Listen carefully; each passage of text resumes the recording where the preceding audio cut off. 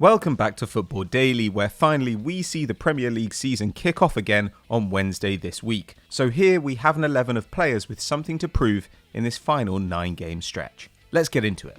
Goalkeeper, Kepa Arrizabalaga. In the number 1 jersey is the world's most expensive goalkeeper, Kepa. The Spaniard joined Chelsea from Athletic Club in summer 2018 for £71 million, but as yet has failed to live up to the expectations that his price tag warranted. And as we approach the climax of the 2019-20 season, Kepa's position as Frank Lampard's primary shot stopper is seriously under threat. Before the season was temporarily halted, the 25-year-old had been left on the bench in 5 of the Blues' previous 7 fixtures, losing his spot to 38-year-old Willy Caballero following a 2-2 draw with Arsenal towards the end of January. Since that point, Chelsea have been linked with a number of goalkeepers to come in as his replacement, most notably Roman Burki and Andre Onana. Having signed a 7-year, £150k a week contract 2 years ago, his employers are struggling to find a buyer, despite a willingness to take a significant loss on his original transfer fee. This means that Kepa will likely have a chance to change minds at Stamford Bridge, and with his save percentage of 57.7%, the worst amongst starting keepers in the Premier League, surely the only way is up for Chelsea's most expensive player.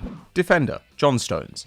4 years ago, Pep Guardiola paid Everton £50 million for John Stones, who is seen by many as the best young centre-back in the country and set to be at the heart of England's defence for the next decade and beyond. But here we are now in 2020, and the Barnsley boy has played less than 60% of the available Premier League games at the Etihad. He has been unfortunate with muscle injuries in his time, but beyond that, Stones appears to have underlying issues too, even rendering Guardiola speechless when asked about his defender's fitness back in January. Even with a long-term injury to Aymeric Laporte opening up a spot in City's backline, a fit Stones was overlooked for both Fernandinho and Rodri, who operated as emergency centre-backs instead. With just 905 Premier League minutes under his belt so far this season, many have speculated that Stones' time with City is coming to an end. But with a flurry of fixtures in coming weeks, he will get the opportunity to perform on the pitch. Stones even says that during lockdown his fitness has been his priority, and he currently feels in brilliant shape. He's got 10 games to prove it. Defender, Issa Diop. Alongside Stones is Issa Diop, a player that many were surprised to see sign with West Ham United back in 2018 for a then club record fee of £22 million.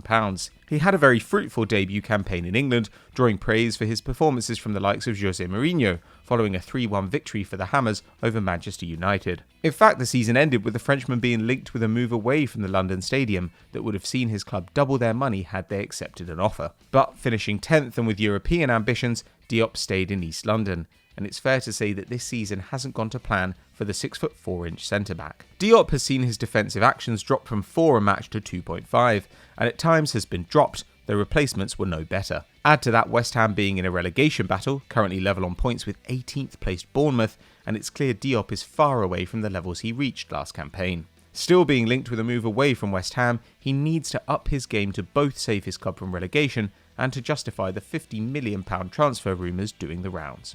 Defender, Danny Rose.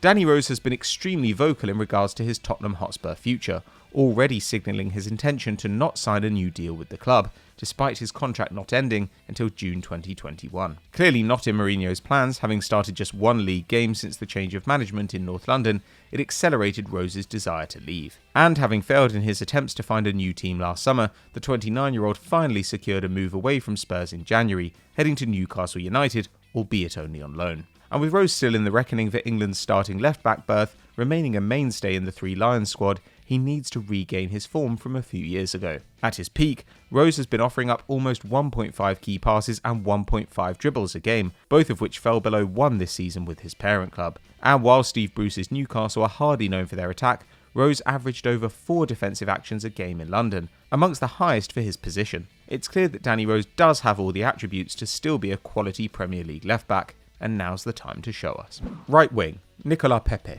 Gunners fans were over the moon when they won the race to sign Nicolas Pepe from Lille last summer, setting the club back a record £72 million.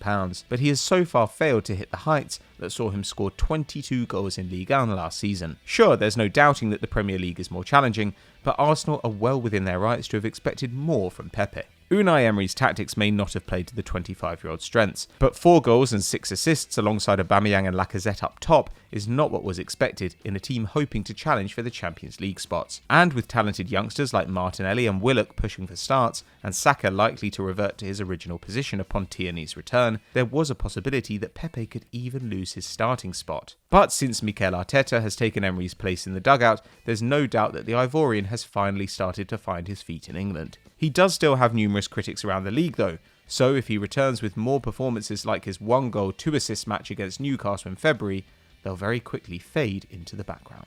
Midfield, Phil Foden. Since guiding England's under-17s to World Cup glory in 2017, Phil Foden has been touted as English football's next star, with calls for Guardiola to give him more game time for Manchester City. But since making his Premier League debut in December 2017, the 20-year-old has appeared in the starting lineup 6 times, racking up just 730 minutes of league action. Of course, it's not like Foden has lost his way. He is at Manchester City after all, having to contend for that midfield spot against Kevin De Bruyne, David Silva, Bernardo Silva and Ilkay Gundogan in Pep's fluid attacking system. But with David Silva having already announced his departure after 10 years with City and change on the horizon, there is a window for Foden to show what he's truly capable of. And with the potential of 5 substitutes each match as the season resumes, the opportunity will be there for Guardiola to bring him on as a substitute more regularly. Or with 10 games in just a matter of weeks, Foden could even benefit from a squad rotation policy and start more often. Either way, the youngster may not get a better chance to prove himself to Guardiola in meaningful matches.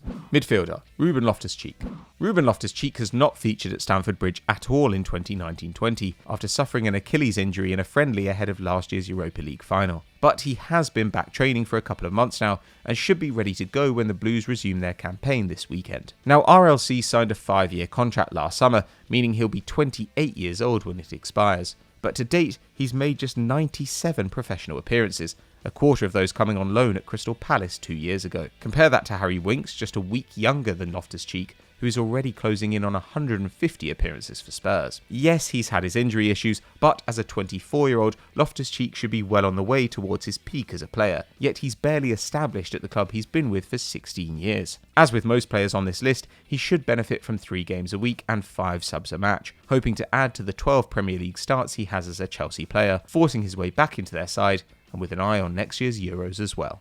Midfielder, Tanguy Ndombele. The third of 4 record signings in this 11, Tanguy Ndombele's debut campaign with Tottenham Hotspur has been a turbulent one to say the least. Signed from Lyon by Mauricio Pochettino in a deal that could be worth almost £65 million, the change of management in that part of North London, which of course saw Jose Mourinho take the reins, has seen the Frenchman become the Portuguese coach's target of choice. After a draw with Burnley immediately before the league was suspended, Mourinho called out Ndombele, who he hauled off at the break, saying he knows he has to do much better and I can't keep giving him opportunities because the team is more important. He also added that the 23-year-old may struggle to get back in the side when the football resumes. The pair were infamously pictured training together during the lockdown period, and while they both apologised for this, it's a clear indication that all is not lost between the two. Mourinho has reportedly been impressed with his players' attitude during this period, which may indicate he could still play a key role as the season comes to an end. One thing is for sure though, Ndombele really needs to hit the ground running.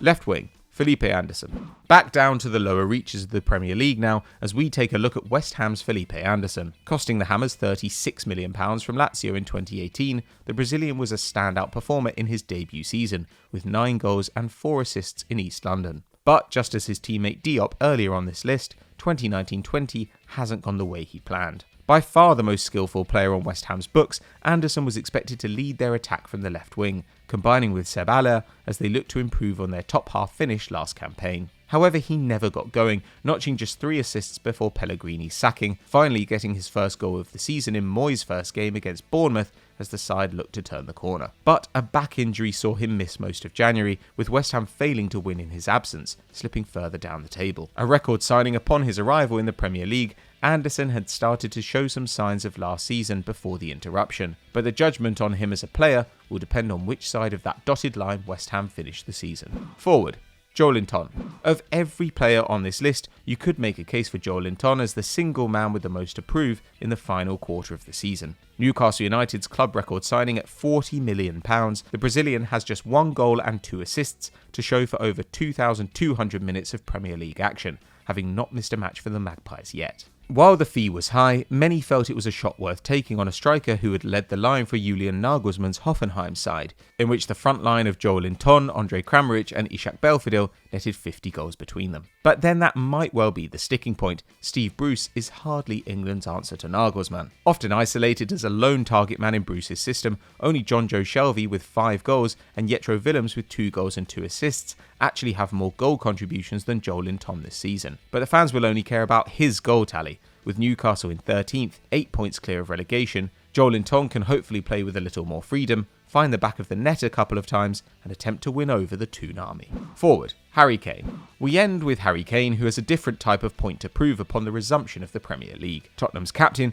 he's regarded as one of the league's most potent strikers. However, injury issues over the last couple of seasons have seen his numbers fall substantially. In 2017-18, when he scored 30 league goals, Kane was averaging 5 shots a match. This season though, it's almost half that at just 2.8, finding the net less than every other game. And after a lacklustre Champions League final upon a return from injury, fears were that he would experience the same fate as Spurs looked to rise up the table, having suffered a thigh injury on New Year's Day. But it's bigger than that for Kane. Despite captaining the three lions, there is a real possibility that his England place could be under threat. Marcus Rashford was finding the net more frequently than Kane this year, while it would also be difficult to deny Jadon Sancho a place with his Dortmund form. If Kane strikes hot over these last 9 games, there's no doubt he'll start for England at next year's Euros if fit. But if he stutters, there's a whole host of players ready to take his place. So those were our 11 players with a point to prove, but who are you looking forward to watching on the resumption of the Premier League? Let us know in the comments below. If you enjoyed this video, give us a like and don't forget to subscribe to the channel. Hit the notification bell to never miss a video. We'll see you next time.